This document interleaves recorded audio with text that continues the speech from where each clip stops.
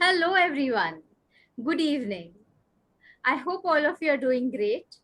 My name is Mayuri, and I welcome you all to the Mayuri Kadambande show only at Wake Up Urban Nari channel.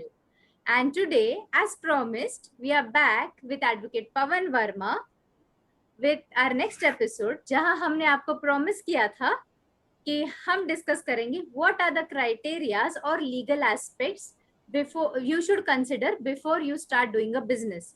कोई भी business शुरू करने के लिए कौन से लीगल एस्पेक्ट्स आपको ध्यान में रखने हैं।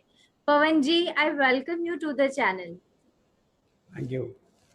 Thank you so much, Pawan ji, that every Friday you secure time for us, and I sincerely appreciate that. Thank you. चलिए, before by rather than let's come to the point now. So पवन जी, मेरा पहला सवाल है कि कई बार ऐसा होता है कि लोगों को पता नहीं होता है बिजनेस शुरू करने के पहले कि उनको सही जानकारी कहाँ से मिले। So could you guide us in understanding कि लोगों को इजीली इंफॉर्मेशन कहाँ से अवेलेबल होगी। देखिए, जब कोई बिज़नेस स्टार्ट करते हैं तो उस टाइम फोकस डॉक्यूमेंट्स पे नहीं होता। फोकस क्या इंफॉर्मेशन, लीगल इंफॉर्मेशन कैसे गैदर करें, उस पर फोकस नहीं होता। फोकस होता है कि अपना बिज़नेस कैसे करें, क्योंकि बिज़नेस को सेटअप करना अपने आप में एक इतना कॉम्प्लेक्स काम होता है कि आप दूसरी चीज़ों पे इतना ध्यान नहीं दे पाते हैं। और अगर आप नॉलेज ढूंढने जाएं तो नेट पे इंफॉर्मेशन बहुत स्कैटर्ड होती है और कोई ऑथेंटिक नहीं होती है। और अगर आप गवर्नमेंट ऑफिस से पूछने के लिए जाएं तो भी आपको इन्फॉर्मेशन पूरी नहीं मिलती है। So it is always good कि किसी आप कॉम्पिटेंट आदमी से, एक्सपर्ट से एक बार डिस्कस ज़रूर करें, ताकि आपको इन्फॉर्मेशन इतनी कॉम्प्लेक्स नहीं है, बहुत बड़ी भी इन्फॉर्मेशन नहीं है, लेकिन राइट सोर्स से आपको आनी चाहिए और आपको एक प्रॉपर अंडरस्टैंडिंग बन जानी चाहिए आपको कि ये है क्या actually. So I think one session with some expert is sufficient for you to understand the basics. Okay, For example, अगर आपको बिजनेस स्टार्ट करना है तो आप ऑब्वियसली बिजनेस स्टार्ट इसलिए कर रहे हैं कि आप इससे पैसा कमाएं, प्रॉफिट कमाएं। करेक्ट। तो आप इसको उल्टा पकड़ के चलिए। पैसा आप बिजनेस करेंगे, पैसा आएगा, तो पैसा कहाँ आएगा? पैसा आपके बैंक में आएगा। तो उसके लिए आपको एक बैंक अकाउंट चाहिए। और जब आप बैंक अकाउंट खुलवाने के लिए जाते हैं बैंक में, तो वो बैंक आपसे ये पूछता है कि आपको सेविंग अकाउंट खुलवाना है या करंट अकाउंट खुलवाना है। अगर आपको पता है तो ठीक है, अगर नहीं पता तो बैंक मैनेजर आपको बताता है कि अगर आपको अपना पर्सनल कुछ करना है तो सेविंग अकाउंट कर लीजिए, और अगर आपको बिजनेस करना है तो करंट अकाउंट कर लीजिए। करेक्ट। वो ठीक बात है। तो आपको अपना बिजनेस चलाने के लिए एक करंट अकाउंट खुलवाना होता ही है, उसके बिना आप नहीं कर पाएंगे। किसी भी एक बैंक में आपको एक करंट अकाउंट खुलवाना ही पड़ेगा। और जब आप करंट अकाउंट खुलवाने की बात करेंगे बैंक से, तो बैंक बोलेगा तो बताइए आप कोई कंपनी है या पार्टनरशिप है या आपने कोई कंपनी बनाई है। यहाँ से एक कॉम्प्लेक्सिटी स्टार्ट होती है। यहाँ से आपको समझना होता है कि बैंक मैनेजर क्या कह रहा है। एग्जैक्टली। और वो फर्स्ट टाइम पे लोगों को समझ नहीं आता है, तो वो हम समझने की कोशिश कर रहे हैं। देखिए, लॉ के पॉइंट ऑफ व्यू से हम एज इंडिविजुअल एक एंटिटी हैं, हम एक इकाई हैं, हम एक एंटिटी हैं, हम एक यूनिट है, लीगल एंटिटी हैं, इंडिविजुअल। लेकिन इसके अलावा बहुत सारी और एंटिटीज़ भी होती हैं जिन्हें लॉ इंडिपेंडेंट एंटिटी रिकॉग्नाइज करता है। ओके। जैसे जैसे मैं आपको बताऊं, उससे कुछ एग्जांपल्स मैं आपको दे रहा हूं जो कि कॉन्टेक्स्ट में आते हैं। एक एंटिटी होती है, सबसे छोटे से स्टार्ट करते हैं, सबसे छोटे से करते हैं, एक प्रोप्राइटरशिप एंटिटी होती है जो एक इंडिविजुअल से अलग है। जैसे आपने दुकानों पे देखा होगा, प्रोप्राइटर लिखा होता है, correct. Ramlal and sons proprietor, ऐसा कुछ लिखा होता है। वो करेक्ट। आपने लिखा होगा दुकानों पे। उसका मतलब ये होता है कि आप कोई बहुत बड़ा कंपनी ओपनी नहीं खोल रहे हैं, आप अपने खुद से अलग एक बिजनेस एंटिटी क्रिएट कर रहे हैं और उसका एक नाम रख रहे हैं, एक मार्केटिंग ब्रांड रख रहे हैं उसका। उसमें आप करता धरता आप ही अकेले, और कोई नहीं उसमें करने वाला, आप ही करने वाले हैं। आप एम्प्लॉयज़ रख सकते हैं लेकिन उसके मालिक भी आप ही हैं, आप उसे मैनेजमेंट सारा आप ही अकेले हैं। हम्म, ये एक एंटिटी होती है जिसके लिए आपको अलग से पैन कार्ड भी लेने की ज़रूरत नहीं है, आपका अपना पैन कार्ड से ही काम चल जाएगा। अच्छा। ठीक है, तो ये एक बिजनेस एंटिटी है, इसका रिटर्न आप अलग भरेंगे, अपना इनकम टैक्स रिटर्न अपना अलग भरेंगे, और इस प्रोप्राइटरशिप का इनकम टैक्स रिटर्न आप अलग भरेंगे। अच्छा, इसका तो एडवांटेज मतलब भी ये एक है, इंसान दो इनकम टैक्स भरेगा, आपका कहने का मतलब ये है? यस, आप ही दो अलग अलग इनकम टैक्स रिटर्न भरेंगे। उसका फ़ायदा आपको ये मिलेगा कि जो आप खर्चा करते हैं अपने बिजनेस के ऊपर, वो आपकी इनकम में से बिजनेस हेड में माइनस हो जाएगा। हम्म। तो वो एक बेनिफिट होता है, इनकम टैक्स बेनिफिट होता है, जहाँ आपके खर्चे निकल जाते हैं, एक्सपेंसेस निकल जाते हैं, और नेट प्रॉफिट के ऊपर ही आपको टैक्स पे करना पड़ता है। करेक्ट। सो ये एक बेसिक, अगर आप बहुत छोटे से स्टार्ट करना चाहते हैं तो आपको एक प्रोप्राइटरशिप क्रिएट करनी चाहिए। उसका कोई भी नाम रख लीजिए, आप कुछ भी नाम रख सकते हैं, और उसके आप ही करता धरता होंगे, आप सोल प्रोप्राइटर होंगे। उसकी इनकम टैक्स रिटर्न हर साल जाएगी, अलग जाएगी, आपसे अलग जाएगी, और उसका आपको बेनिफिट ही रहता है।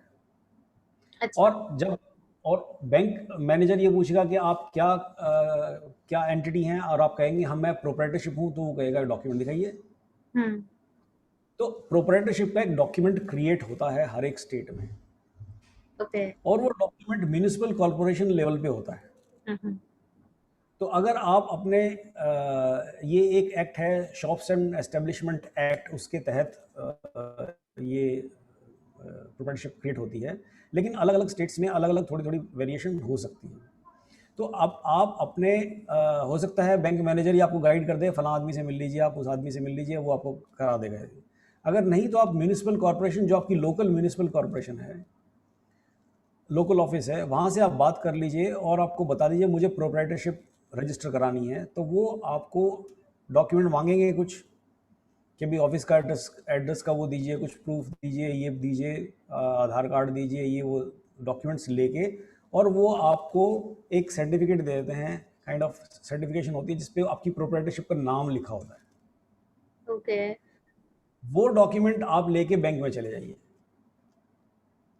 और तो बैंक, अभी मुझे, सॉरी, हाँ, please continue.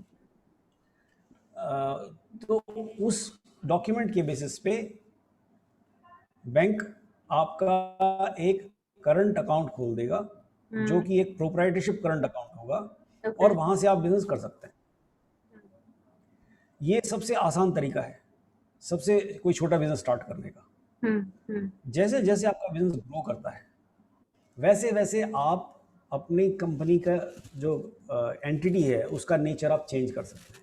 Hmm. For example समझ लीजिए, अब बिजनेस आपका बढ़ रहा है, हम्म। आप अकेले नहीं मैनेज कर पा रहे हैं, आपको चाहिए कोई ना कोई पार्टनर। तो सपोज आप किसी भी, आपकी कोई ब्रदर, सिस्टर, फादर, या कोई आपके फ्रेंड, वो आपका पार्टनर बनता है। हम्म। तो अब अकेले में तो प्रोप्राइटरशिप ठीक था, लेकिन अगर आप एक आदमी और आ रहा है और मैनेजमेंट की तरह आ रहा है, आपका एम्प्लॉय बन के नहीं आ रहा, वो मैनेजमेंट का पार्ट बन के आ रहा है, जिसमें करेक्ट। ये आपका तय है कि प्रॉफिट शेयर करेंगे या समथिंग लाइक दैट, तो उससे नेक्स्ट लेवल की एक एंटिटी बनती है, उसको बोलते हैं पार्टनरशिप। हम्म। पार्टनरशिप में एक पार्टनरशिप डीड बनती है, जिसमें आप लिखते हैं कि हम दोनों पार्टनरशिप में बिजनेस करना चाहते हैं, और हम प्रॉफिट कैसे शेयर करेंगे, प्रॉफिट 50-50 होगा, या कौन क्या काम करेगा। आप कैसी भी तरह की पार्टनरशिप बना सकते हैं, उसमें जो भी आपकी म्यूचुअल अंडरस्टैंडिंग है वो आप लिख लीजिए, लेकिन वो क्लियर लिखी होनी चाहिए, ताकि कोई डिस्प्यूट ना राइज हो। हम्म। राइट, वो एक पार्टनरशिप बन जाती है। वो सिंपल पार्टनरशिप डीड आप किसी भी नोटरी पब्लिक से रजिस्टर करा, अटेस्ट करा के, और वो लेके भी आप बैंक में जा सकते हैं, और एक दूसरा बैंक अकाउंट भी खुलवा सकते हैं, या आप उसी को चेंज कर, उसकी नेचर चेंज करा सकते हैं। ओके। ये हो जाता है उसके लिए।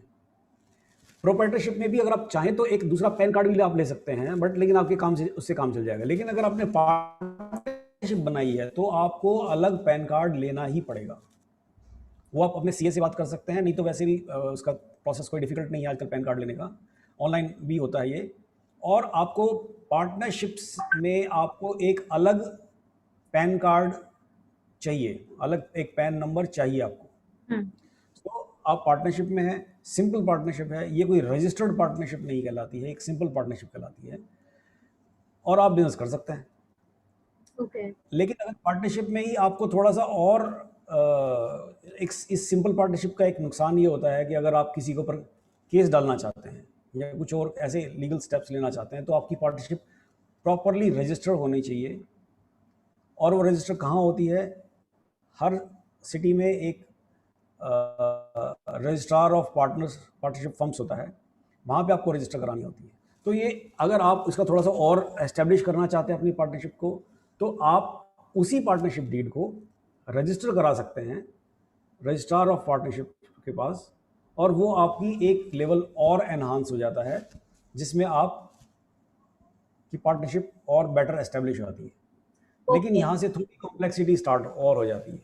हम्म, यहाँ आपको अपनी कुछ चीज़ों के लिए रजिस्ट्रार ऑफ पार्टनरशिप को टाइमली इंटीमेट करते रहना पड़ता है। ओके, तो ओके, अगर आप सिंपल छोटा सा बिजनेस स्टार्ट करें, प्रोप्राइटरशिप से स्टार्ट कर दीजिए, कोई प्रॉब्लम नहीं है। लेकिन थोड़ा सा और बढ़ता है तो सिंपल पार्टनरशिप, थोड़ा और बढ़ता है तो रजिस्टर्ड पार्टनरशिप, अब थोड़ा और बढ़ता है तो अब एक नई तरह की पार्टनरशिप स्टार्ट हुई है, लिमिटेड लायबिलिटी पार्टनरशिप। हम्म, ओके, लिमिटेड लायबिलिटी, हाँ, सॉरी, मैं उसी को, LLP, yes yes, this is called LLP। अच्छा, हाँ, ये एक नया कॉन्सेप्ट है, और ये कॉन्सेप्ट इसलिए है कि अगर एक पार्टनरशिप है सिंपल या रजिस्टर्ड है, जिसमें दो पार्टनर हैं, और उसमें सपोज मान लीजिए नुकसान हो जाता है, और नुकसान होता है तो दोनों पार्टनर्स को उसका भरपाई करनी पड़ती है, तो उनकी दोनों की पर्सनल प्रॉपर्टी भी जितनी भी है सब सारी की सारी चली जा सकती है अगर नुकसान हाँ, ज़्यादा हो गया तो। हाँ, तो अब वो, तो पार्टनर को ये डर रहता है कि अगर मैं कल को बिजनेस करूं और मेरा सारा उसमें नुकसान हो जाए, मेरा तो मकान वकान सब बिक जाएगा। करेक्ट, तो फिर पार्टनर्स ये चाहते हैं कि हमारी लायबिलिटी लिमिटेड हो जाए, कि भाई इतने, मेरा रिस्क इतने तक है। तो वो एक जो नेक्स्ट लेवल पार्टनरशिप है, जिसमें क्या लिमिटेड लायबिलिटी पार्टनरशिप है, उसमें आप अपना लिमिट कर सकते हैं कि मेरा रिस्क इतने तक है, इतने अमाउंट तक है, काइंड अच्छा, ऑफ लिमिटेड लायबिलिटी हो जाती है आप। So that is the next level. So if you have understood this level, then I can continue for the next levels. Correct है, बिकॉज आई थिंक इसमें ही कई सारे लेयर्स है जो हमें पता चल रहे हैं। सो जैसे कि मेरा अभी पहला सवाल इसमें था, when we are talking about proprietorship, तो आपने कहा कि एक शॉप एक्ट एस्टेब्लिशमेंट का लाइसेंस चाहिए होता है, वो करेक्ट? एक शॉप एक्ट एक्ट, है, ओके, उसको शॉप उसको उस एक्ट एक एक्ट है, एस्टेब्लिशमेंट। एस्टेब्लिशमेंट। सो वो हर किसी के लिए कंपलसरी होता है कि कैसे है? मतलब अभी जैसे मैं फॉर एग्जांपल मैं कंसल्टेंट हूँ, तो वो मेरे लिए भी कंपलसरी होगा यस, कि उसकी कुछ अगर आप क्राइटेरियाज है? अगर आपको प्रोप्राइटरशिप में देखिए, नॉर्मल क्या होता है कि कंसल्टेंट यूजुअली जब थोड़ी इनकम होती है तो अपने पर्सनल अकाउंट में ही पैसा डालते रहते हैं। आई एम सॉरी पवन जी, आपकी आवाज कट हो लेकिन गई थी, थोड़ा नेटवर्क इशू था। या, ओके, तो जब आप सपोज आप कंसल्टेंट हैं, तो आप जैसे बिजनेस स्टार्ट करते हैं, सपोज एक डॉक्टर है, हम्म, या डॉक्टर नहीं होंगे क्योंकि तो कैश डिलीवरी है, सपोज आप एक लॉयर हैं या चार्टर्ड अकाउंटेंट हैं या उस तरह के कोई प्रोफेशनल्स हैं, तो आपको जो इनिशियली जो फीस आती है, वो जब स्टार्ट करते हैं तो बड़ा कम बिजनेस होता है, तो आप अपने पर्सनल अकाउंट में भी डाल सकते हैं। बट जैसे ओके, जैसे आपका काम बढ़ता है, तो उसके आपके एक्सपेंसेस खड़े होते हैं, आपको एम्प्लॉयज़ के पैसे दे रहे हैं, आप इसका expenses, office expenses, rent, telephone bills, electricity bills, ये वो सब दे रहे हैं, तो उसमें आपकी नंबर ऑफ ट्रांजैक्शन बढ़ती है। तो हम्म, इसलिए और फिर आपको बेनिफिट नहीं मिलता अगर आप पर्सनल में ही डाल रहे हैं, तो उसमें एक्सपेंसेस नहीं निकलते सारे। तो it is income tax point of view से आपको एक बेनिफिट है अगर आप एक अलग एंटिटी क्रिएट करते हैं। तो अगर आपने उसमें सपोज 1000 रुपीज़ कमाए हैं, हम्म, और आपके सपोज 600 रुपीज़ स्पेंड हो गए हैं उसके अंदर, हम्म, तो 400 रुपीज़ बचे। अब करेक्ट, 400 रुपीज़ वो अगर वो मयूरी की इनकम मानी जाएगी 400 रुपीज़। हम्म, सो 400 रुपीज़ के ऊपर इनकम टैक्स पे करना होगा। नेट सो इनकम पे, उस तरह से एक्सपेंसेस निकल जाते हैं। सो और भी कुछ एडवांटेजेस मिलते हैं। सो इट इज़, जब भी आप कोई प्रोफेशनल काम शुरू करें, इट इज़ ऑलवेज गुड कि आप एक करंट अकाउंट खुलवा लें। ओके, ओके, यस, और वो प्रोप्राइटरशिप से स्टार्ट करें और उसके बाद आप ज़रूरत पड़े तो बढ़ा लें उसको। क्या होता है ना पवन जी, कई बार मतलब लोग कहते हैं कि नहीं करंट अकाउंट खुलवा लो, या फिर उसके लिए एलएलपी होता है। लोग मार्केट में शॉर्ट फॉर्म्स यूज करते हैं। तो मैं चाहती हूँ कि हमारे प्लेटफॉर्म से जो कोई भी अपना नया बिजनेस शुरू करना चाहता है, तो उसे लीगल एस्पेक्ट्स भी पता होने उतने ही जरूरी है। Because a lot of times women start गृह उद्योग लाइक कॉटेज इंडस्ट्री, और फिर घर से ही कुछ काम करते हैं। तो ऐसे भी कोई कोई बिजनेसेस होते हैं जो which are like very small, very very small.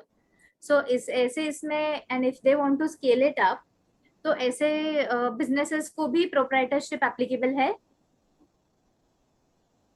देखिए, ऐसा होता है कि अभी गवर्नमेंट ने स्टार्ट किया है कि माइक्रो लेवल पे जो माइक्रो स्मॉल इंडस्ट्रीज़ हैं, करेक्ट। उनकी भी रजिस्ट्रेशन होती है।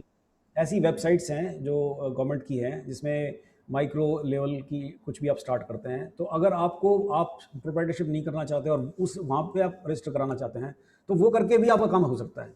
वहाँ पे उन वेबसाइट्स पे आप रजिस्टर करें। Some kind of registration is required for a bank account to be open. Okay. That's right. तो वो स्मॉल स्केल इंडस्ट्रीज में जो अगर उस एक्ट में अगर कोई रजिस्टर होता है, वो that is also applicable, he can also do that. But usually क्या होता है कि उनके आज के टाइम पे banks are not well informed about small scale industries. मैं भी खुद गया हूँ बैंक्स में और मैंने पता किया है, तो उनको कुछ पता ही नहीं होता बैंक्स को कि स्मॉल स्केल इंडस्ट्रीज को मैनेज कैसे करना है। ये छोटे एरियाज़ में, रूरल एरियाज़ में जो दूसरे बैंक्स रहते हैं, वो बेटर इन्फॉर्म कर पाते हैं समटाइम्स। और रादर एक नई तरह की कॉम्प्लेक्सिटी खड़ी, प्रैक्टिकल एप्लीकेशन, प्रैक्टिकल आस्पेक्ट बता रहा हूँ आपको।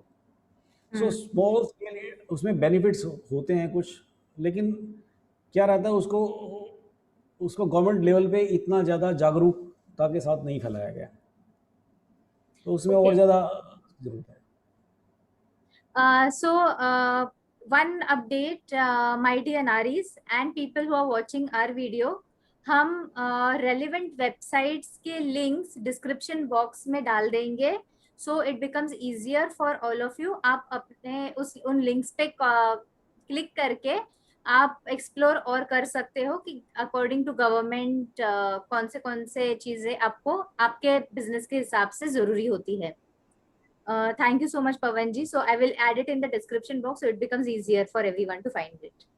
That's right, that's right, that's या राइट। सो पवन जी, हमने ये तो देख लिया कि प्रोप्राइटरशिप, फिर पार्टनरशिप, अब LLP limited liability partnership.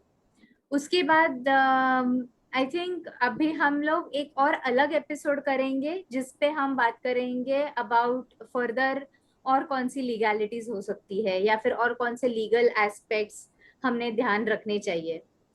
Okay, okay. या सो इसी के ऊपर अभी आप हमें ये जो 3 सेगमेंट्स हमने चूज किए हैं, एलएलपी, प्रोप्राइटरशिप एंड पार्टनरशिप, इसमें लीगल चैलेंजेस क्या आ सकते हैं, इसके ऊपर थोड़ी इंफॉर्मेशन दीजिए ना। देखिए, लीगल चैलेंज, अगर आप, बहुत बड़े लीगल चैलेंजेस तो नहीं है इसमें।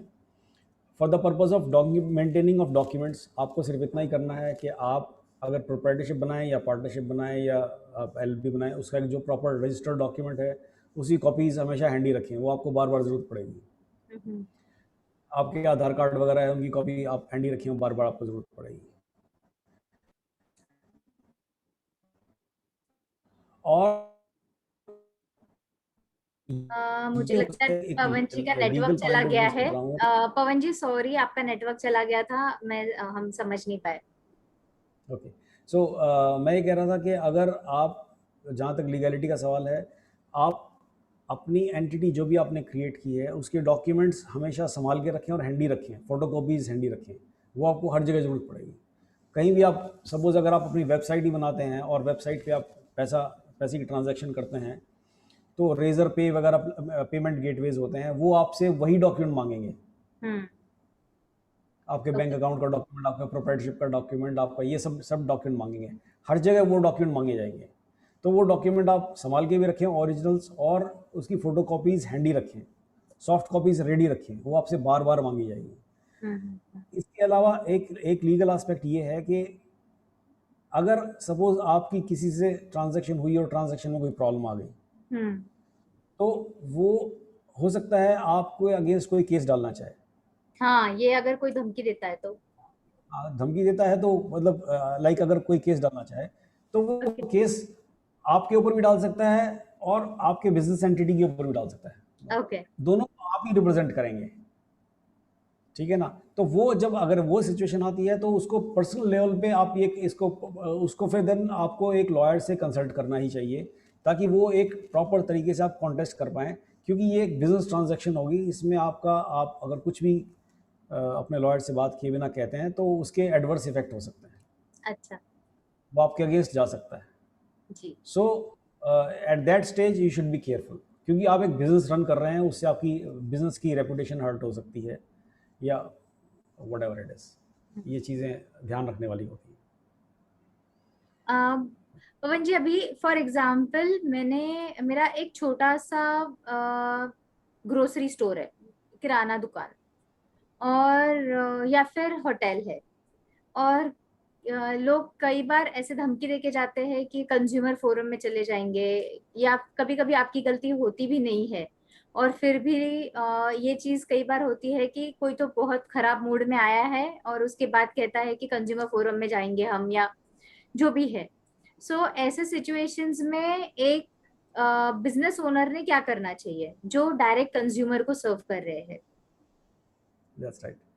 देखिए, अगर आप सर्विसेज प्रोवाइड कर रहे हैं या प्रोडक्ट सेल कर रहे हैं तो आप सर्विस प्रोवाइडर तो बन ही गए, ठीक है। और जो भी आपसे सर्विस ले रहा है वो कंज्यूमर बन गया। करेक्ट। तो अगर अगर उसको कोई आपकी सर्विस में कोई डेफिशिएंसी मिलती है या प्रोडक्ट में कोई डेफिशिएंसी मिलती है तो कंज्यूमर कोर्ट जा सकता है, उसका लीगल राइट है। हम्म। लेकिन कोई भी आदमी कंज्यूमर कोर्ट जाता है उससे पहले वो आपसे बात ज़रूर करता है कि आपको आप अपना अपना ग्रीवेंस बताता है, अपना गुस्सा दिखाता है या रिजेंटमेंट दिखाता है, देखिए आपने मैंने ये मांगा था, आपने ये दे दिया, hmm. Things like that. It is always good कि कोर्ट जाने की ज़रूरत ना पड़े और पहले ही आप उसको रिजॉल्व कर लें। It is always good. Okay. लेकिन फिर भी जब आप बिजनेस करने चलते हैं तो एक बात आप जान लीजिए कि आप कितनी भी अच्छी सर्विस दे दीजिए, कुछ एक लोग ऐसे ज़रूर होंगे जो कि कभी सेटिस्फाई नहीं होंगे। ये एक फिगर है पूरे वर्ल्ड में, एक एस्टेब्लिश फैक्ट है कि अगर आप कोई बिजनेस करने चले हैं तो 5 to 10% लोग आपको प्रॉब्लम क्रिएट करेंगे ही। तो जब आप एज ए इंडिविजुअल रहें तब आप चाहते हैं ठीक है कोई नहीं परेशान करे मुझे, लोग करते हुए नहीं हैं। लेकिन जब आप कंज्यूमर हैं, आप 100 लोगों के कांटेक्ट में आ रहे हैं, जब आप सर्विस प्रोवाइड कर रहे हैं और आपके 100 कंज्यूमर हैं सपोज, तो कुछ ना कुछ हो सकता है, भले ही आपने सब कुछ ठीक किया हो।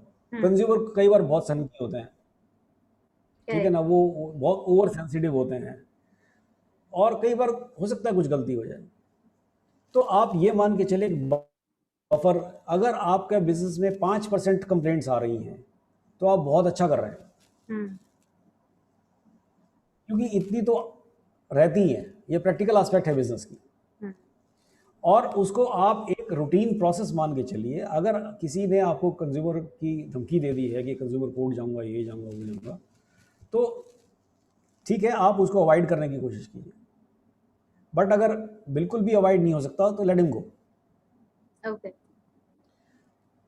और उस प्रोसेस को आप ये समझ लीजिए कि ये एक प्रोसेस है मेरा, अगर मैं बिजनेस करूंगा तो ये भी एक मेरा एक्सपेंस खड़ा होगा, हम्म। Litigation handling. ओके। उसको आप जितना अच्छे से मीठे तरीके से प्यार करके प्यार से बात करके उसको सुलझा सकते हैं वो बहुत अच्छी बात है। बट फिर भी कुछ एक केस ऐसे होंगे ही, जब जब पंखा चलेगा तो आवाज़ होगी होगी। हम्म। करेक्ट। दैट्स समझ राइट। गए। तो तो आप उसको मान के चलिए। जी, सो मुझे ऐसे लगता है कि जो कोई भी नया बिजनेस शुरू करना चाहता है तो आप ये हमारे एपिसोड जरूर देखिएगा। और इस बार हमने 3 एस्पेक्ट्स कवर किए हैं, जहाँ पे हमने कहा है प्रोप्राइटरशिप, पार्टनरशिप और एलएलपी के बारे में। और उसके लिए जो रेलिवेंट लिंक्स है वो हम मैं फिर से रिपीट कर रही हूँ, वो डिस्क्रिप्शन बॉक्स में दिए हुए होंगे आपको। सो प्लीज फॉलो देम और उस हिसाब से आप काम कीजिएगा। बिना टेंशन लेके.